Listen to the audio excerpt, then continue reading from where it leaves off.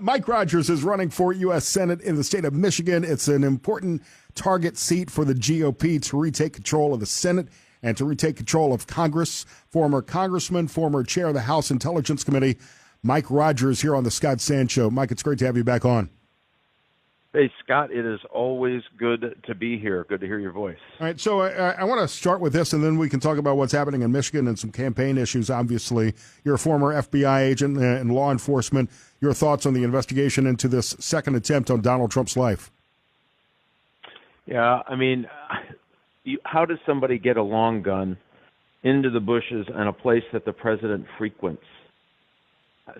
I mean, that is either gross incompetence, and I think that's probably, I'll start with I think it's gross incompetence, and this is the second gross incompetence event by the Secret Service. It is really just astounding to me. And it tells me they've got bigger problems. I mean, now you find out that the agent in charge of the Pennsylvania site had failed their qualification courses and got promoted anyway. And then we don't know what's going on exactly on this one. And then you take the Democrat rhetoric that is, they have to stop this notion that he is a danger to democracy and all of this nonsense. That has to stop. They're, using this inflammatory language that is, talking to people who are easily moved to do things that like this, where they take out an AK-47 and hide in the bushes for 12 hours.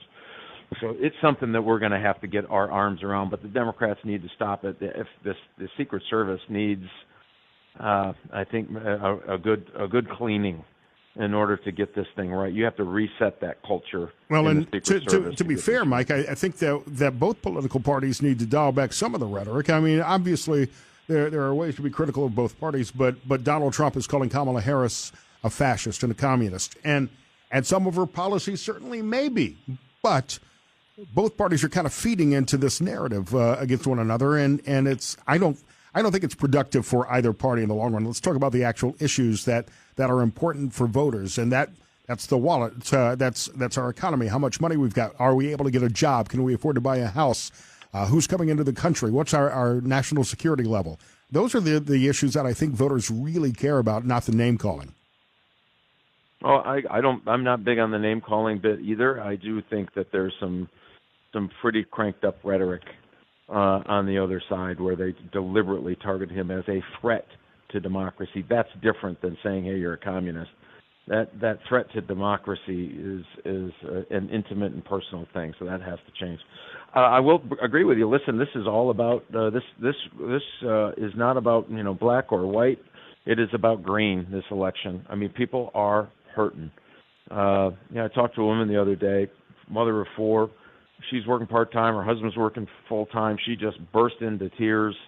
She has to go to the pantry, the food pantry, the last 2 and 3 days of the month to keep her family fed. And she's working. Both her and her husband are working. And so it is, in her words, demeaning. It's embarrassing. And we need this to stop. And so what we've got to do is implement the things that we know we're going to do when I get to the United States Senate to turn that around. We're talking to former Congressman Mike Rogers. He's running for U.S. Senate in Michigan, rogersforsenate.com. And, Mike, when it comes to the economy, it's not just about people who are trying to work at the Jeep plant or get a job for one of the meat processors or working for one of the glass manufacturing places in town. I mean, we've got a lot of rural areas in this country that are suffering just as much, from Iowa to Ohio to Michigan. Rural communities and farmers are suffering just as bad from poor policy decisions under the Biden-Harris administration.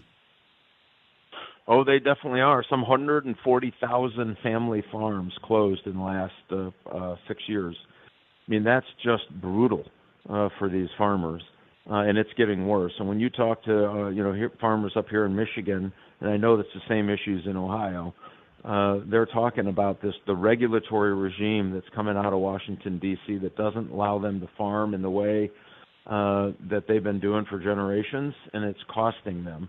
This is the first time under the Biden-Harris administration, with support of my opponent, Alyssa Slotkin, that we've imported more food than we've exported, which is why, by the way, the Farm Bureau endorsed me today, which is huge for us. There's 45,000 family farms in Michigan, That is a really important endorsement, and they did it because they are getting clobbered, and the Democrats just aren't helping them. So what kind of policies could you bring to the Senate that could help farmers in Michigan, Ohio, Iowa, Illinois, the Midwest? So some of the wage setting that the government is doing is causing real problems, and that's if a H-2A worker that comes up would now make more than a UAW contract worker when it's all baked in by mandate of the federal government. And that's unsustainable if you want to have food that people can afford. Things like that, water rules. The other one, I'll give you a great example. There was a chicken farm. They came in and said you had to have a run for your chickens. And so he built a run for their chickens, and it's a huge operation. And then they came back and said, well, that's not big enough. They need bigger, and they have to go outside. And he said, by the way, the chickens weren't even using the chicken run. They liked hanging out in the hen house. So he did what they said, and he told me at the time, they're doing this. It's crazy. They're going to expose my flock, my chickens, to other birds, right, that are flying through the community, and I'm going to get bird flu. You can bet on it. Sure enough, 2 weeks later, he gets those chickens get the avian flu. He had to kill 6 million chickens that lay eggs. Of course, egg prices in the Midwest went up. And he keeps saying you just have got to stop having these regulatory procedures coming out of Washington, D.C. for people who never even worked on a farm, let alone have seen a farm. And it's all kind of this nonsense that they're being put on that they can't compete. Another great one is, Michigan cherries, really, really popular. We have a big cherry festival every year. China and Turkey are dumping cherries in Brazil. Brazil's turning around those cherries and sending them to the U.S. They don't grow one cherry, by the way, in Brazil. And undercutting the market here. I honestly didn't know where cherries were grown, but I did know that there was a cherry festival in Michigan. Yeah. Well, we have a big cherry farms up in Michigan. But they're telling me because they won't enforce the trade rules at the Biden-Harris administration, that give it 3 years, you'll only be getting Chinese and Turkish cherries. You're not going to get Michigan cherries anymore. So, I mean, it's just, it's not too complicated. You just got to leave farmers alone. They are the best conservationists you'll ever meet. They are pretty frugal people. They just want to be left alone. You tell me what I got to do to farm, but don't tell me these artificial things that are absolutely killing my ability to be competitive in an agriculture business environment. It's also a problem, and this, I'm not sure where the Farm Bureau would chime in on this, but for massive mega farms to come in and buy out all the independent family farmers, we're also looking at an issue where the federal government is spending something like $30 billion a year on farm subsidies that 20,000 farmers across the country receive. And I think that's having a negative impact on rural America as well, including inflating land values and promoting the overconsumption of certain meats and vegetables. Oh, I don't. Listen. You got to let farmers be able to farm. If we're importing food, that makes us not a great country. It means that in times of war or conflict or distress, we can't feed ourselves. I think we need to take a step back. We need to look at all of the regulations coming out, how farmers get those subsidies to be able to continue to grow food for America. We used to be the greatest exporter of food in the world, and now we're gobbling up land for windmills and solar farms that is farm production land, and we're taking it off production. And and the Chinese are buying ag land like crazy. We got to stop all the nonsense. So what I would do is go back and say, okay, let's go. We're going to go through this line by line by line. Let's make this as painful as possible because we're going to have to figure out why did this happen? Why are farmers getting out of the business? And oh, by the way, making sure that they can't pass it on to their kids and grandkids through these estate tax increases the Democrats want next year is outrageous. It's absolutely outrageous, and we wonder why we can't grow enough food. We're talking to Mike Rogers. I think that's what we ought to do. RogersForSenate.com is the website. He's running for U.S. Senate in Michigan. Mike, we're almost out of time, but obviously one of the big headlines coming out of the debate has been out of Springfield, Ohio, and the 15 to 20,000 Haitian immigrants who are in the country legally under so-called temporary protective status, which is a whole other immigration debate under the Biden-Harris immigration policies. But is this happening in small towns in Michigan as well? Because it's not just Springfield. It's happening in other Ohio communities like Findlay, Ohio, and other welcoming communities around Ohio, and creating a stress on health care and education and transportation and housing resources in towns like Springfield.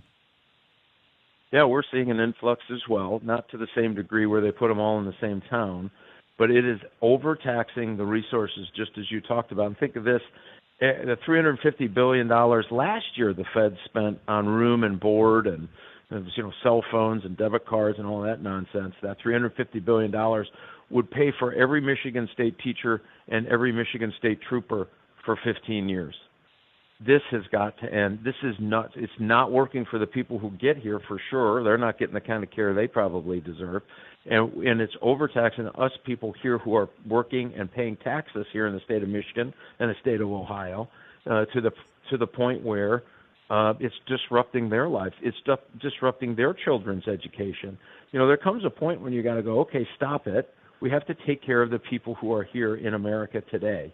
Let's start there versus, just throwing open the border. And that doesn't even count all the crime increases that we've seen here in Michigan, all the fentanyl increased deaths that we've seen coming in across the southern border because it's just an open border, the sexual trafficking, the criminal gangs now that are operating around the country and coordinating their efforts. I mean, I've never seen it quite like this happen so fast. And their answer is, well, give me another year or so, and I'll think about fixing it. I'll get to it. I mean, it's dangerous. It's just dangerous. Mike Rogers for U.S. Senate. We've got to flip this seat red and retake control of the Senate, retake control of Congress. RogersForSenate.com. Mike, as always, thank you for your time, and we'll talk soon, my friend. Hey, hope so. Thanks, Scott.